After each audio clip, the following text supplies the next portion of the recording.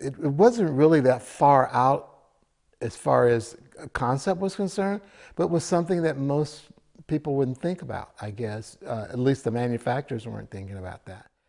That's why I think the concept of the alive electronic orchestra is missed on most people, because we're not used to live electronic anything. Look at there's an Oberheim synthesizer, and there's a Roland Space Echo thing that I just got for my studio to sing through. And then there's the organ, which I know, but it's clear and it's got all these wires coming out of it. You know, what did it take to make those instruments that were standalone and not supposed to talk to anybody else, talk to another instrument? What went into that? And why was he thinking about it 10 years before anybody else really was?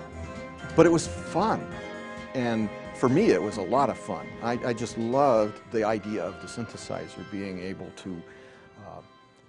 to control every parameter of a musical sound, and to be able to do that for yourself, to make it your unique sound.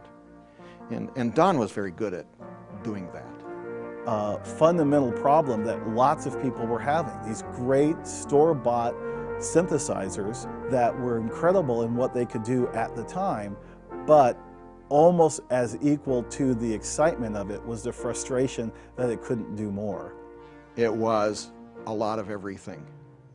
Going over drawings, creating drawings, doing the math, you know, basically the engineering tasks, making sure it would, you know, I don't want to try to build something that wouldn't work. You know, I needed to spend the time building something that would work. It was really kind of like having a perpetual teenager. You just constantly trying to tweak and tune, you know? It had to be tuned continuously. And I remember Don having to stop and tune stuff on stage, you know, and he'd say, oh, they turned on the air conditioning, now I got to retune, you know, because the temperature would change, the pitch would go off. You would have to be an octopus to really make those things work, because you had to change, many times you had to change the patch cords and so forth to run certain modules, direct current signals and AC signals, and all going different places. It took about 8 hours for those analog synthesizers to warm up. So Don would play his first set, and then the second set, everything would start going out of tune, and he'd have to like reach over and keep tuning everything.